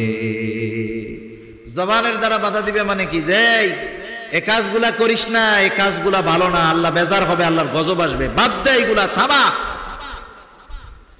জবানের দ্বারা বলবে। কিন্তু যার হাত দিয়ে বাধা দেওয়ার ক্ষমতা আছে, কাজটাকে বন্ধ করে দিতে পারে, সে যদি মুখ দিয়া ওয়াজ করে, কাজ হবে না। কথা বুঝতে পারছেন? তার পাওয়ার আছে কাজটা বন্ধ করে দেওয়ার, কিন্তু সে মুখ দিয়া ওয়াজ করতেছে, তার এই ওয়াজে কাজ হবে? এই ওয়াজ তো তার জন্য যে হাত দিয়ে বাধা দিতে গেলে জীবন নাশের আশঙ্কা আছে, সে তখন মুখ দিয়ে কাজটার বিরোধিতা করবে। এখন তার জবান দিয়ে বাধা দেওয়ার মতো ক্ষমতা নাই, তাও বিপদের আশঙ্কা। কত বড় বিপদ চিন্তা করেন। মাঝে মধ্যে আমরা দেখি আমাদের দেশে গভর্নমেন্টের পক্ষ থেকে স্পষ্ট ঘোষণা, মাদকের বিরুদ্ধে জিরো টলারেন্স। অথচ অনেক মসজিদের ঘটনা এমন আছে, ইমাম সাহেব মাদকের বিরুদ্ধে কথা বলার কারণে তাকে হেনস্থার শিকার হতে হয়েছে। এমন ঘটনা ঘটেছে যে ইমাম সাহেব মাদকের বিরুদ্ধে বলার কারণে তাকে কুপায়া আহত করে ফেলা হয়েছে। এখন মুখ দিয়েও যদি বলতে চায় বিপদ, কি করবে এখন? নবীজি বলেন এটার ব্যাপারেও সে অক্ষম। ফাইল্লাম তাস্তাতিয়া ফাবি কলবি ওয়াযালিকা আযআফুল ঈমান। নবীজি বলেন হাত দিয়েও বাধা দেওয়ার ক্ষমতা তার নাই, জবান দিয়েও বাধা দেওয়ার ক্ষমতা নাই। সে অন্তরে বাধা প্রদান করবে, কাজটাকে ঘৃণা করবে, কাজটার সাথে সার ঘৃণা রাখবে, তার বিরোধিতা করবে। ভালো কাজের আদেশ দিতে পারতেছে না, কমপক্ষে আল্লাহর কাছে তার জন্য দোয়া করবে, এটাও সে বাঁচার একটা পথ হবে। কিন্তু চুপ করে যদি বসে থাকে তাহলে কাজটা ভালো হবে না। কারণ কোনো জায়গায় যদি কোনো অপরাধ সংগঠিত হয়, হাত দিয়ে বাধা দেওয়ার ক্ষমতা নাই, জবান দিয়ে বাধা দেওয়ার ক্ষমতা নাই, সে যদি অন্তরে ওই কাজের বিরোধিতা করে তাহলে সে ওই এলাকার পাপীদের মধ্যে অন্তর্ভুক্ত হবে না। তবে সে যদি দূরেও অবস্থান করে, মক্কা মদিনায় আছে, এলাকায় অপরাধ হচ্ছে, সে সাপোর্ট দিচ্ছে যে কর কর, তাহলে ওই মক্কা মদিনায়ও যদি সে থাকে, এলাকায় যেই মন্দ কাজ হচ্ছে সে এই কাজ করনেওয়ালাদের অন্তর্ভুক্ত বলে সাব্যস্ত হবে। কথা বুঝতে পারছেন? অন্তরের কেমন দাম, অন্তরের একটু চিন্তা আমাকে আপনাকে জাহান্নাম থেকে বাঁচায় দিতে পারে। সেজন্য হযরত লোকমান বলতেছে ওয়া'মুর বিল মা'রুফ ওয়ানহা আনিল মুনকার। ও আমার বৎস, ভালো কাজের আদেশ করবা, অসৎ কাজের নিষেধ করবা। বলেন তো, ভালো কাজের আদেশ অসৎ কাজের নিষেধ করতে গেলে বিপদ আপদ আসতে পারে কি পারে না? এজন্য হযরত লোকমান বললেন, ও আমার বৎস, ওয়াসবির আলা মা আসাবাকা ইন্না যালিকা মিন আজমিল উমুর। তোমার উপরে যদি কোনো সময় বিপদ আপদ মুসিবত আসে, তুমি সবর করবা। ইন্না যালিকা মিন আজমিল উমুর। কারণ ওই ভালো কাজের আদেশ অসৎ কাজের নিষেধ করা এটা সাধারণ কোনো ব্যাপার নয়, এটা অনেক বড় একটা কাজ। ওই কাজ করতে গেলে তোমার উপরে বিপদ আসতে পারে, যখন বিপদ আসবে তুমি সবর করবা। সেজন্য প্রত্যেকটা এলাকায় সামাজিকভাবে এই বিষয়গুলো যদি স্ট্রং থাকে, সমাজের মানুষ যদি এক থাকে যে আমার এলাকায়, আমাদের এলাকায় যদি বিবাহ হয়, গান বাদ্য চলবে না, নাচানাচি চলবে না, গুনার কাজ চলবে না, শিরিক চলবে না, মাজার পূজা চলবে না। সমাজের মানুষ যদি ঐক্যবদ্ধ থাকে, ওই সমাজে পাপ হওয়া সহজ না কঠিন? জোরে বলেন, কঠিন। সেজন্য সামাজিক শিক্ষা ইসলাম আমাদেরকে এইভাবে দিয়েছে। এরপরে হযরত লোকমান তার সন্তানকে নসিহত করতেছে, ওয়ালা তুসাইর খাদ্দাকা লিন-নাসি ওয়ালা তামশি ফিল আরদি মারহা ইন্নাল্লাহা লা ইউহিব্বু কুল্লা মুখতালিন ফখুর। এবার একটু দেখেন, শিষ্টাচার শিক্ষা দিচ্ছে সন্তানকে। আমাদের সমাজে তো ফকিন্নির পোলা যদি টাকাওয়ালা হয়ে যায়, অহংকারের ঠেলায় পা জমিনে থাকে না, আছে না নাই? অহংকারের ঠেলায় পা জমিনে চলে না, পরিচিত মানুষকেও চিনতে চায় না, এমন লোক আছে না নাই বলেন? আগে টাকা পয়সা হয়েছে, এখন তো চিনতে চায় না, গরিব মানুষ। আল্লাহ তাআলা দেখেন শিষ্টাচার শিখায়া দিচ্ছেন আমাদেরকে, শিখানোর জন্য হযরত লোকমানের নসিহতগুলো আল্লাহ তাআলা করতেছেন। হযরত লোকমান সন্তানকে বলতেছে, ওয়ালা তুসাইর খাদ্দাকা লিন-নাস। ও আমার বৎস, তুমি কখনো মানুষের দিক থেকে মুখ ফিরায়া কথা বলবা না। তাফসীরে মুফাসসিরিনে কেরাম লেখেন, তুমি অহংকারের বশীভূত হয়ে মানুষের দিক থেকে মুখ ফিরায়া কথা বলবা না। ভাব বুব দেখাইয়া একজন ডাকতেছে, এই তো আইতেছে, আরে না ভাই এসব পারবো না, বুঝেন নাই কথা? অহংকার দেখায়া মানুষের দিক থেকে মুখ ফিরায় তুমি কথা বলবা না। প্রয়োজনে সে মুখ ফিরাইলে ভিন্ন জিনিস, আর অহংকারের মাধ্যমে মুখ ফিরাইলো, কথা বললো না, গুরুত্ব দিল না, সেটা আরেক জিনিস। আর অহংকার এমন এক রোগ, রাসূল আকরাম সাল্লাল্লাহু আলাইহি ওয়াসাল্লাম বলেন, লা ইয়াদখুলুল জান্নাতা মান কানা ফি কলবিহি মিসকালা হাববাতিন মিন কিবর। যার অন্তরের মধ্যে যারা পরিমাণ অহংকার আছে, নবীজি বলেন সে জান্নাতে প্রবেশ করতে পারবে না। নবীজি বলেন আল্লাহ তাআলা বলেছেন, আল কিবরিয়াউ রিদাই। আল্লাহ তাআলা বলেন অহংকার হলো আমার চাদর। আর আসমানে জমিনে সর্বপ্রথম যেই পাপটা সংগঠিত হয়েছে সেটা হলো অহংকার।